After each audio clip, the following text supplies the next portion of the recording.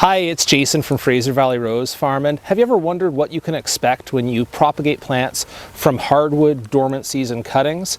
Well, that's what this video is for, and in fact, lots of things I do on this channel are experiments in plant propagation and showing you the results. This is something I did late last year. I'll link the video in the description. I will also highlight the method while I'm doing this results video to show you the steps that it took to put these into the ground.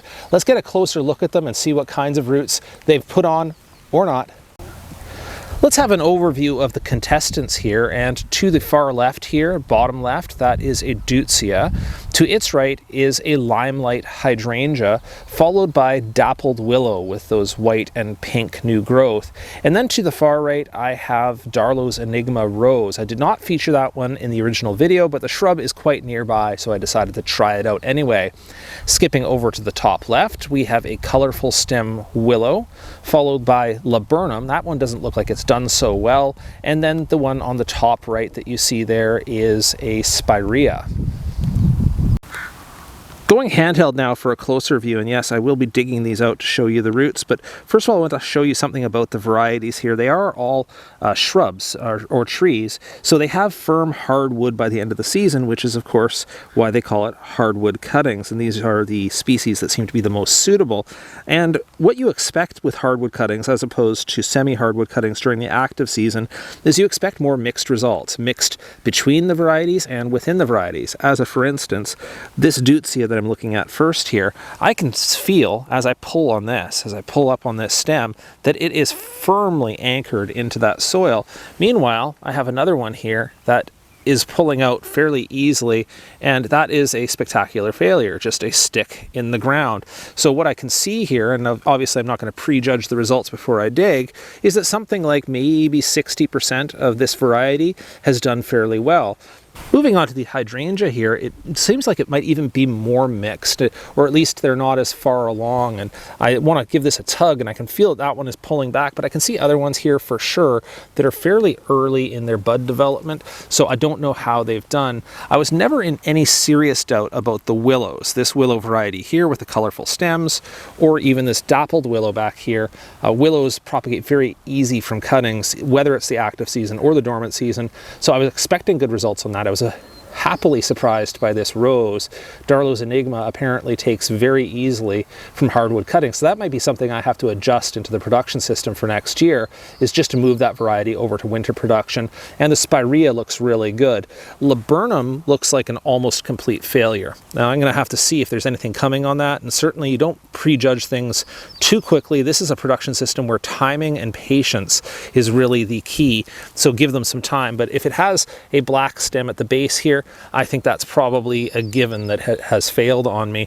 And just as a side note, looking at the top growth here, I actually tried a couple of other varieties of roses, and this is the reason why I don't do roses generally in the dormant season cuttings. This whole variety here looks like a majority of it has failed. I probably have one, two, three, maybe four out of a variety of maybe 15, so that's not a lot. And this variety was even worse. We just took a flyer on it. This is the original Damask rose, and it looks to me like it has all failed with the exception of one cutting, which is kind of, I mean, it wasn't a lot of work to put them in the ground here, but you want better results than that. All right, let's get you a look at the roots here, and I'm going to dig this out, and I'm going to try to disturb the roots as little as possible. And while I'm doing that, let's have a look at some footage of what I originally did putting these into the ground here. It looks like not disturbing isn't really in the cards, but I am going to give a big section here, and hopefully we'll get a closer look there. And really, in terms of conditions, this is just an outdoor bed. So this is nothing special in terms of conditions. There's a little bit of high shade underneath a tree there.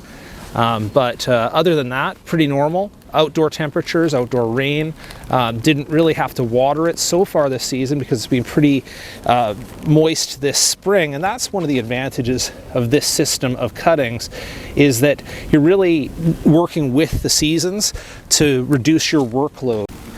Okay, here's the close-up, and this would be the case in point of that these things take time. And you look at this one here, and even though it was tugging back very hard from the soil, it really has, I'm going to call it minimal to moderate rooting and it's leafing out. So this is not as far along as I would like it to be, but I'm doing this in the first week of June, and oftentimes it can take all the way through the month of June in our climate to get these well rooted. I would still feel comfortable transplanting something like this, but it's really not all that far along compared to the leaf growth at the top there. So I would say this is a good successful batch of cuttings, but I could have left them in the ground a little bit longer to solidify that root growth. You can see that one's got some decent roots on it as well. This is pretty sort of standard, as you see some roots developing all along the node, some on upper nodes, some on the bottom as well, but it could have used more time in the ground. Now, by way of what I expect may be a contrast, let's have a look at these willows, which are generally a lot faster and easier to root.